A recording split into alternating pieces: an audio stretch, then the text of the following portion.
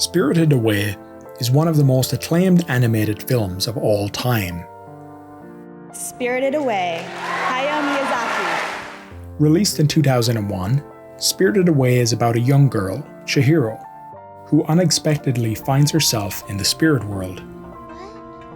I'm dreaming! With her parents turned into pigs, Chihiro must find a job at a nearby bathhouse and figure out a way to get herself and her parents back home. Today, I want to focus on 3 moments. The rice ball sequence. Here you go.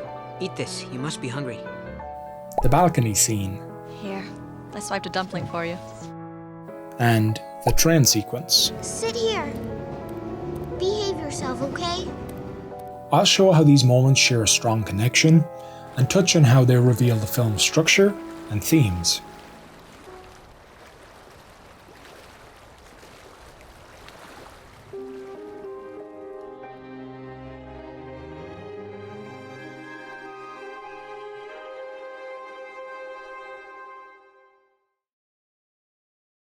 What is the strong connection between these moments? There's more than one, but before revealing the first connection, let's take a look at the build-up to each of these moments. The first act of Spirited Away has Chihiro experiencing a lot over the course of a single night. She sees her parents turned into pigs, sees her body disappearing, climbs down a steep outdoor staircase, proves herself a hard worker, avoids being discovered, confronts a powerful witch, has her name stolen, and gains employment at the bathhouse. The rice ball sequence follows.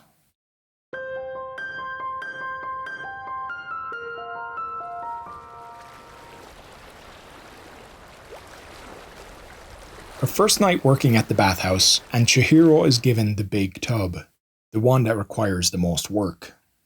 When a stink spirit arrives, Yubaba demands Chihiro look after it, or else she'll be turned into a piece of coal. Chihiro wades through mud, figures out the herbal soak, removes a mass of garbage from the spirit, which frees the river spirit, is given a gift by the spirit, earns gold for the bathhouse, and is celebrated by Yubaba. The balcony scene follows.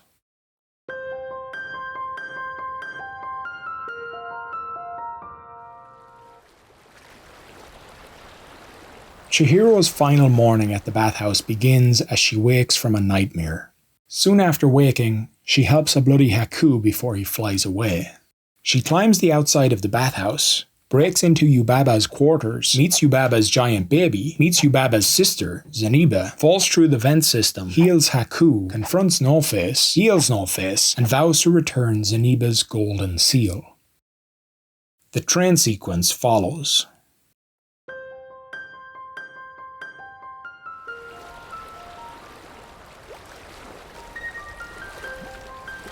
So in looking at the build-up to each of these moments, we can see that Chihiro overcomes a series of obstacles which leads to her reaching a goal.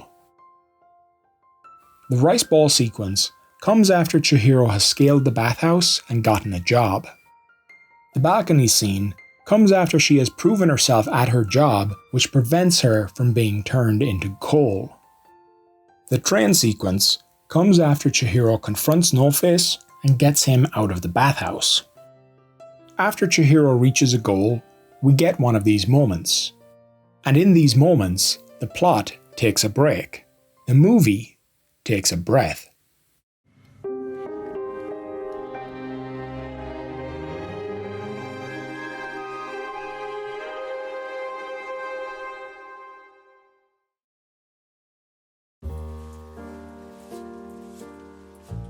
In an interview with the film critic Roger Ebert, the director of Spirited Away, Hayao Miyazaki, brings up the Japanese concept of ma. He described ma as emptiness that was there intentionally. To demonstrate, Miyazaki clapped his hands.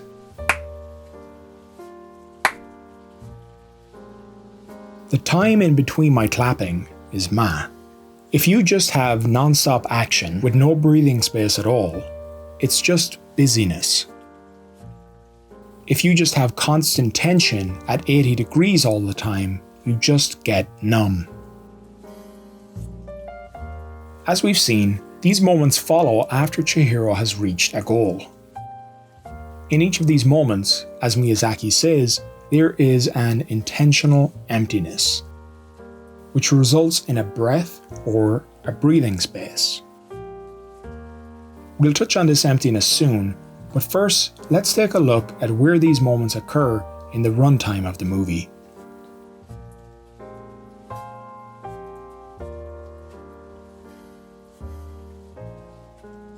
The runtime of Spirited Away is 2 hours and 4 minutes. After 44 minutes, we get the rice ball sequence. We're just over 1/3 of the way into the movie, and this is the first major breathing space. And it lasts for 7 minutes. Up until this moment, everything has been hectic for Chihiro. The rice ball sequence gives her breathing space, and lets her take in everything that's happened. In one of the most emotionally impactful scenes, Chihiro begins crying while eating a rice ball. The hecticness of the previous 44 minutes is reflected upon and released. And this reminds the audience that the protagonist is a young girl dealing with an unusually difficult situation.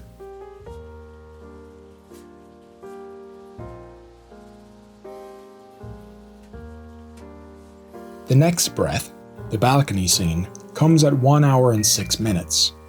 Chihiro has been set up to fail. Even her friend Lin says, Haven't you ever worked a day in your life? but instead Chihiro succeeds and even frees a struggling spirit, which results in a very important gift. Because the time between this breathing space and the previous is only about 15 minutes in the runtime, the balcony scene only lasts for 1.5 minutes. This sets up the idea of the distance between breathing spaces impacting the length each breath occupies in the runtime.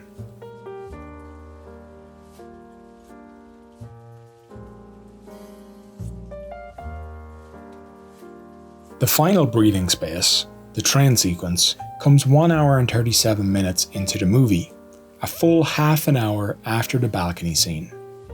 At just over 3 minutes long, the train sequence is twice as long as the balcony scene, and it follows the pattern of a longer breathing space when more time has elapsed between these moments.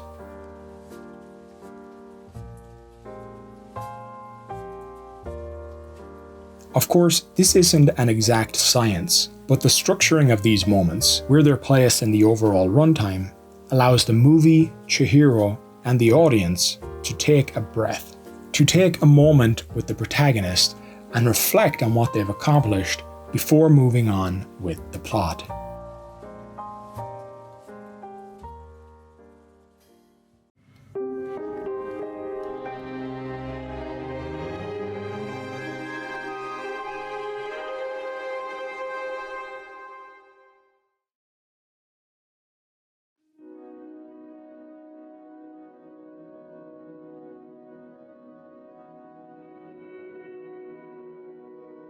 The emptiness mentioned by Miyazaki can be applied as a sort of sensory emptiness. In these moments, there's a physical emptiness represented by the lack of characters that Chihiro interacts with.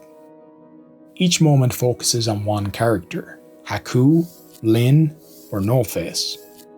There's also a lack of background characters present, which not only creates a physical emptiness within the frame, but an auditory emptiness, which results in a quietness or a calmness.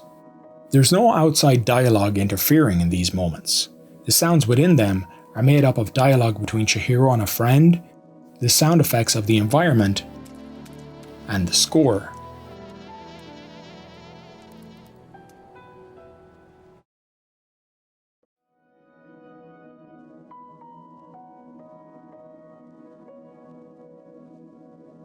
The rice ball sequence begins with everyone asleep, the only sound being that of birds chirping outside as Chihiro rises to meet Haku.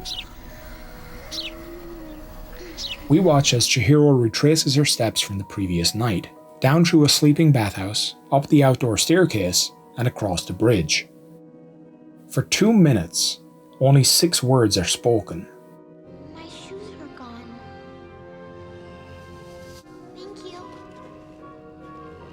Outside on the staircase, Chihiro pauses for a moment to look across at her destination. It's a clear contrast to the previous night when Chihiro was terrified of going down these stairs. Now she climbs them confidently and even pauses. This is no longer an issue for her. Already we see her becoming more confident.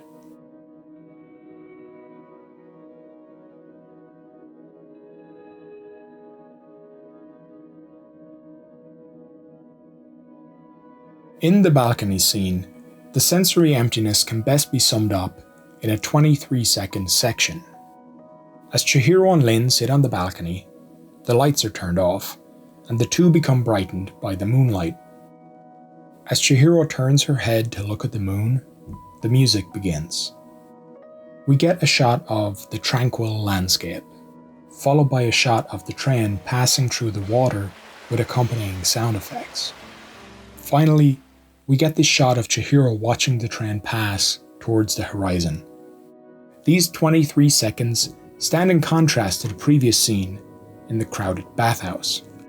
The indoor lighting is replaced with the natural light of the moon. The crowded frame becomes empty, and the cheering and celebratory music is replaced with a more reflective, introspective piece of music.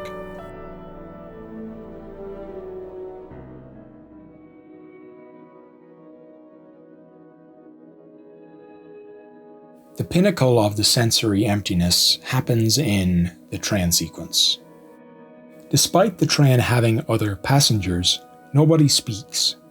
Even the train conductor doesn't speak when taking Chihiro's ticket, he just points. Unlike the conductor, the passengers appear translucent. Combined with their lack of sound, the passengers' ghostly appearance embodies this idea of sensory emptiness. While they appear in the frame, their stillness creates an emptiness of motion. When they leave the train, they make little sound outside of the light shuffling of footsteps.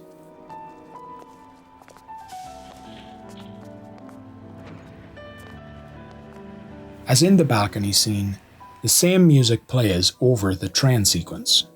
This piece combines with the few sound effects of the train and the picturesque visuals to create a contemplative journey as Chihiro travels from day to night, bathhouse to woods, fearful to assured.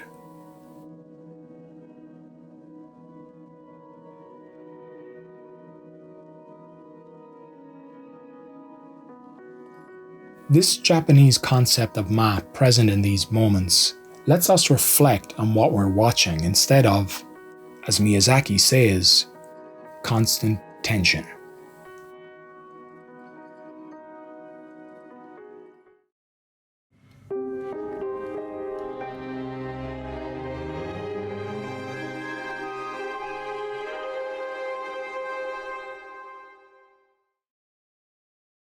The final connection between these moments is the train itself. In the rice ball sequence, we hear the train. In the balcony scene, we see the train. And in the train sequence, we're on the train. The train represents getting out of the bathhouse. The rice ball sequence and the train sequence take place outside of the bathhouse, while the balcony scene links to this idea when Lin says, I've got to get out of this place. Someday I'm getting on that train. The progression of hearing the train to Chihiro watching the train pass towards the horizon builds up the significance of Chihiro boarding the train in the final act.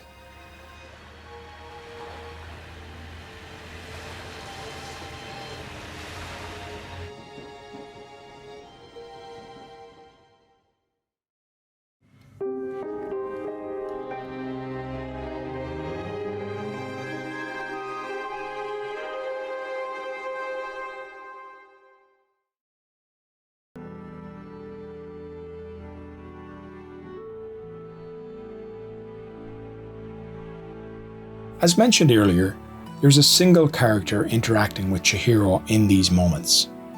Either Haku Lin, or No Face. Both Haku and Lin give Chihiro food, which is a central element of Spirited Away. Sometimes negative, sometimes positive. Food plays a role in Chihiro's parents being turned into pigs.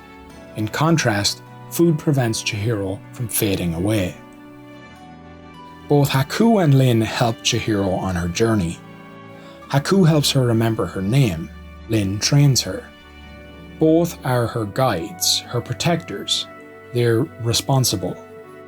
The food they give Chihiro represents their care for her. In the train sequence, neither Haku or Lin are present. Instead, Chihiro is accompanied by No Face, who, up to this point, has been a gluttonous, lonely character. Now it's Chihiro's time to be the guide, the protector, the responsible one. In this scene, Chihiro doesn't offer food, but like Haku and Lin, she does provide care. In a moment reminiscent of what a parent would say to a child, Chihiro tells No Face, Sit here. Behave yourself, okay? This moment with No Face highlights the evolution of Chihiro from fearful to assured, disinterested to caring, dependent to independent.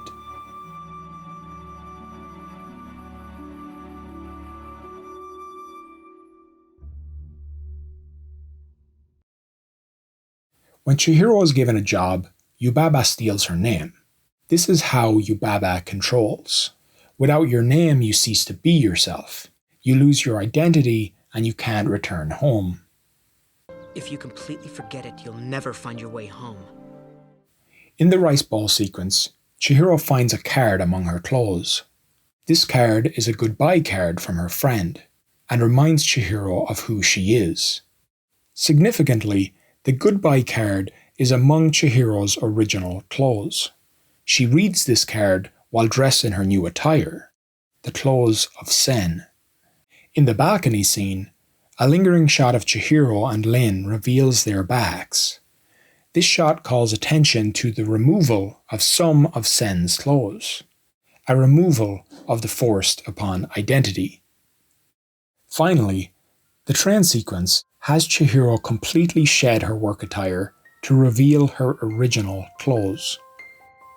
Like the card from her friend reminds Chihiro of her name, the act of returning to her own clothes marks the end of Sen and the rebirth of Chihiro.